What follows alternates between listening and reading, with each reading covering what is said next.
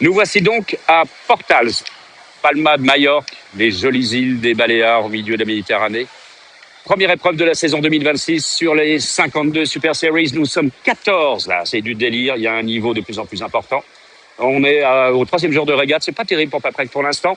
Et avec Jérôme à la caméra, on voulait vous montrer les quelques petits trucs en plus, pas toujours en plus, mais enfin en tout cas, ce qui fait la spécificité de ces bateaux incroyablement compliqués, fascinants à naviguer, avec plein de petits micro-détails. On va commencer, vous savez qu'à bord des TP52, il y a 2 colonnes. Ça, ce sont les colonnes. On a une là et une autre qui est devant. On appelle ça des colonnes. Ces colonnes en question ont plusieurs fonctions, évidemment. Il faut de la viande, hein, il faut du monde pour pouvoir les manœuvrer. On peut les connecter. Elles vont se connecter sur un winch pour éventuellement hisser une voile. Elles vont se connecter sur une des 2 bastacs dont Jérôme a la charge ici. Et les petits trucs en plus, regardez. Ici, ces 2 câbles-là. Il y en a un là, il y a un autre de l'autre côté. Ça s'appelle des bastacs ou des patins. En fait, ils sont de chaque côté de la grand voile, qui n'est pas là évidemment en ce moment. Et on prend la bastac d'un côté, l'autre est molle, sous le vent. Et bien quand elle est molle, le petit détail, c'est que je viens la prendre souvent quand je peux, et je viens la coincer ici, derrière cette petite poulie-là, ce petit réa, ce qui permet à la bastac qui est molle, qui vole un peu sous le vent, d'être collée contre la grand voile. Ce sont des mini-détails aérodynamiques, théoriquement. On a une autre chose intéressante. Ça, c'est pas un petit truc en plus. Tout le monde a la même chose, plus ou moins. Le chariot de grand voile, vous voyez ça, là, c'est le réglage en incidence, en gros, du plan de voilure, comme ça. Ou bien on peut le régler à la main. Le régleur de grand voile le fait à la main, directement, ici, avec la commande du chariot. Et quand je fais ça, d'ailleurs, il faut que je déconnecte.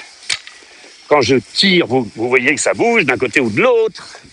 Et ça, on peut le faire, le régleur de grand voile peut le faire lui-même quand il est à son poste de réglage de grand voile. Mais, quand il n'y a pas beaucoup de vent, l'amplitude du chariot, surtout dans les virements de bord, est énorme.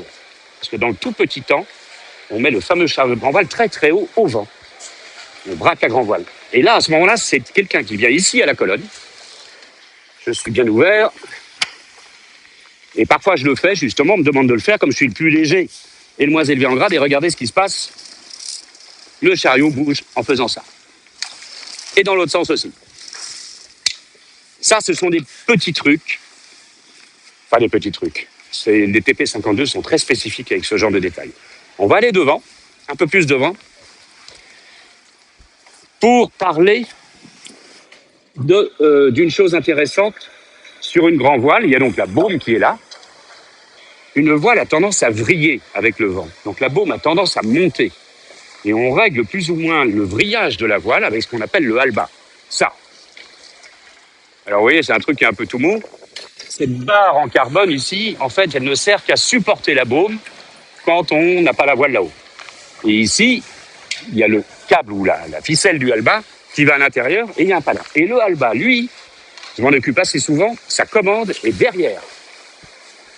Ici, cette longue ficelle, on voit souvent sur les images, et il faut, ce qui est très important, c'est que ça règle le vrillage, évidemment, mais quand par exemple, on veut s'écarter du vent, ou passer derrière un bateau, il faut impérativement choquer, lâcher ce halba pour vriller la voile, pour pas que le bateau soit gité et que la barre soit trop dure, voire même que l'on parte au lobe.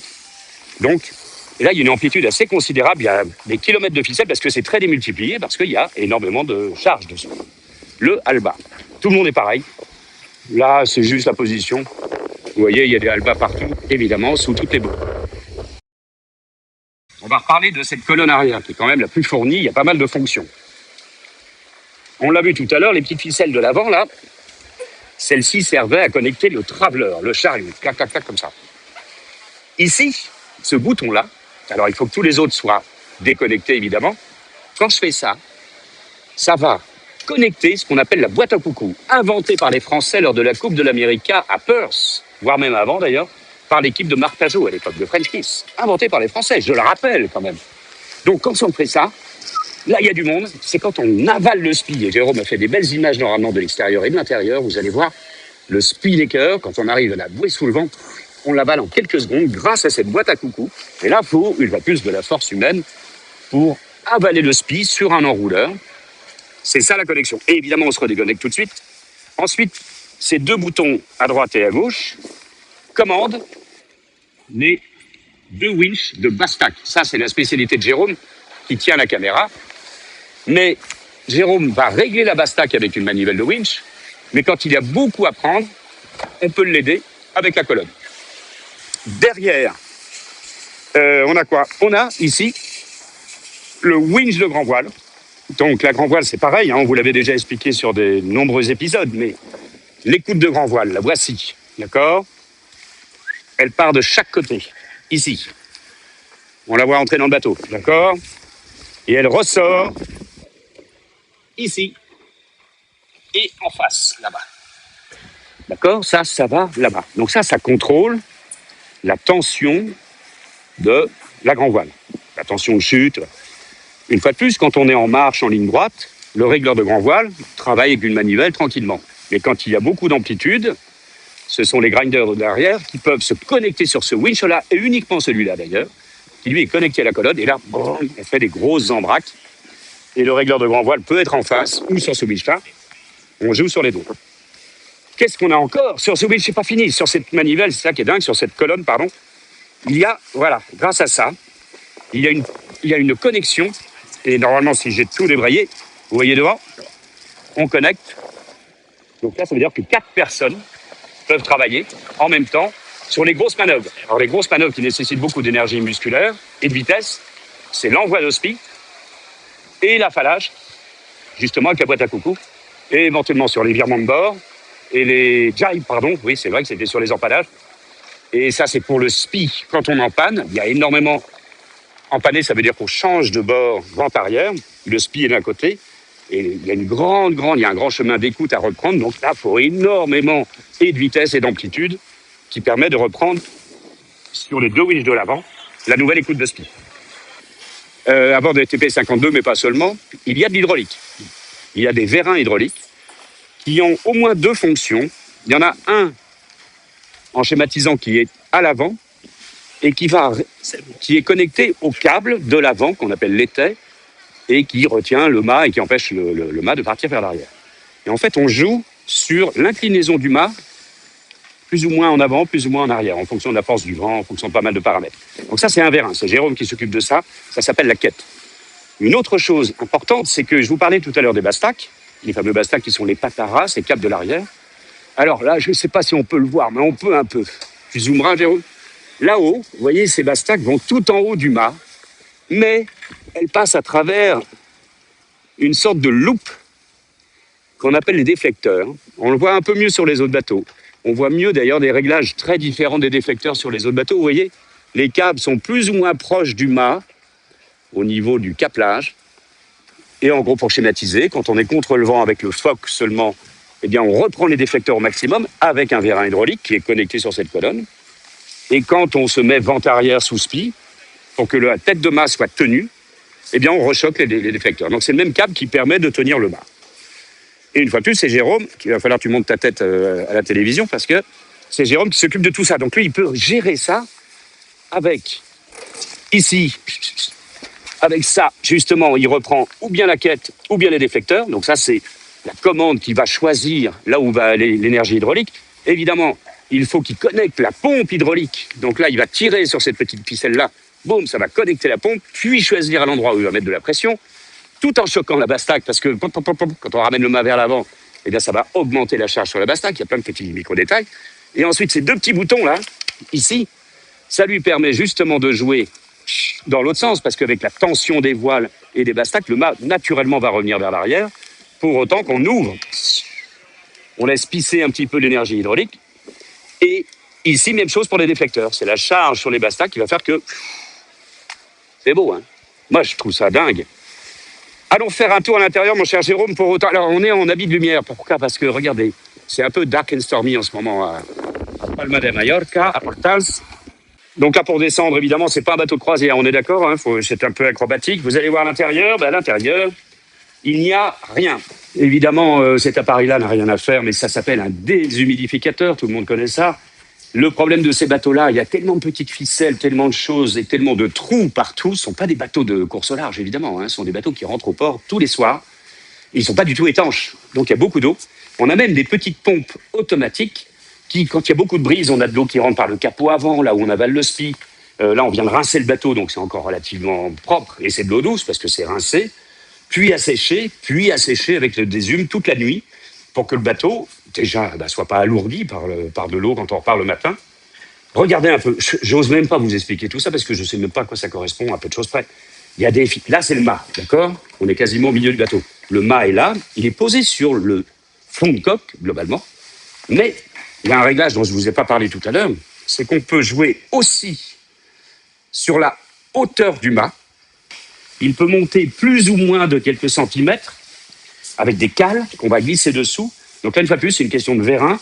On a ce qu'on appelle un mast jack qui va monter le mât, donc augmenter la tension du gréement et des haubans qui retiennent le mât, ce qui va rigidifier un peu le gréement quand il y a du vent, et on glisse des cales en dessous. Et il y a aussi une autre chose, c'est que ce pied de mât, on peut avancer ou reculer. Donc là, on est dans le technique, on ne va pas aller trop loin là-dessus. Énormément de ficelles dans tous les coins, un peu compliqué de vous expliquer. S'il y a un truc qu'on ne vous a pas montré, ce sont justement les petits enrouleurs de ficelles. Parce qu'il y a tellement de bouts un peu partout. Partout, regardez, ça traîne, ça sort de tous les côtés. Ça, ce sont les drisses. Les drisses sont les cordages avec lesquels on hisse les voiles. Donc en gros, on a 2 voiles en l'air, voire 3. Une grande voile, un foc, un spi. Et pour ne pas avoir toutes ces drisses sur le pont qui vont nous encombrer, eh bien, on vient les enrouler, une fois que la voile est là-haut, on les enroule avec ce petit appareil-là. On entend le petit roulement.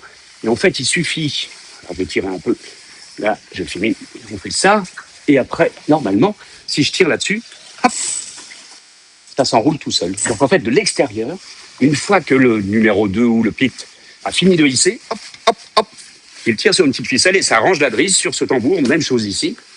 Et alors derrière, on va faire un petit tour derrière, viens Jean. Là, il y a un moteur, on ne l'avait pas dit, mais évidemment, il y a un petit moteur pour sortir et rentrer dans le port. Regardez ça. Ça, c'est dingue. Moi, je trouve ça génial. C'est pareil, il y a un petit enrouleur, vous voyez, ça, c'est un petit enrouleur qui permet d'enrouler le mou d'une commande. Je ne sais même pas ce que c'est, d'ailleurs, pour être très franc. Et ça dépasse de partout. Il y en a partout. Je ne sais pas ce que c'est. Ce sont des commandes, machin. Là, on voit justement des connexions de colonnes, des tendeurs de chaînes. Je ne sais pas ce que c'est. Je ne sais pas. Et si on va tout à l'arrière, eh bien, ici, il y a une bannette. C'est là où on peut faire dodo là-dessus, sur ce petit matelas. Évidemment, c'est seulement pour la jauge.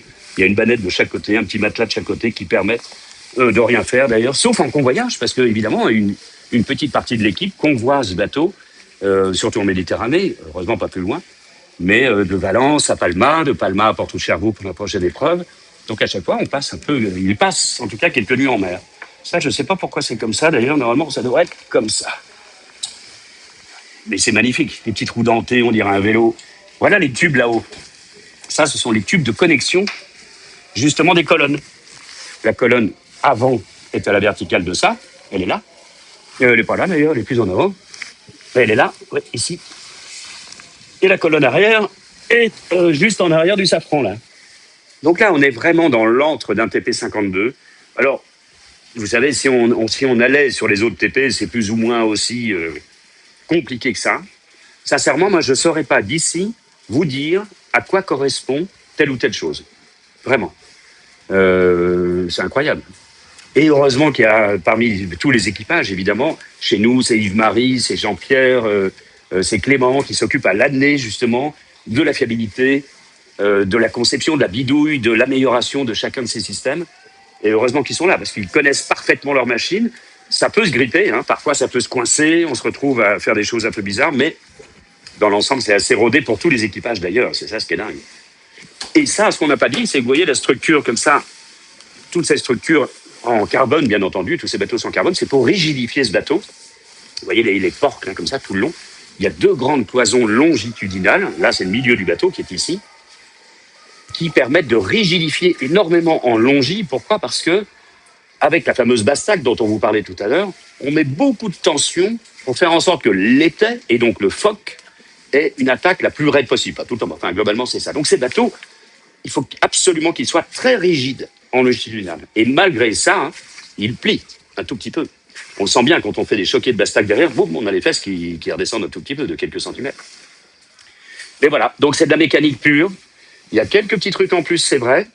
Voilà, si la visite était trop compliquée, n'hésitez pas en commentaire. À propos de commentaires, il paraît, Jérôme me dit que certains d'entre vous nous demandent pourquoi certains d'entre nous naviguent pieds nus, ce qui est mon cas et celui de Cédric. C'est une habitude, c'est comme ça.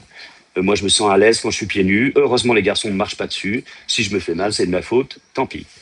L'autre question concernait pourquoi je ne barre pas. Parce que les meilleurs sont au meilleur poste, enfin à leur poste. Et Cédric est un barreur incomparable en TP52. J'ai pas du tout le niveau ni l'expérience pour faire ça.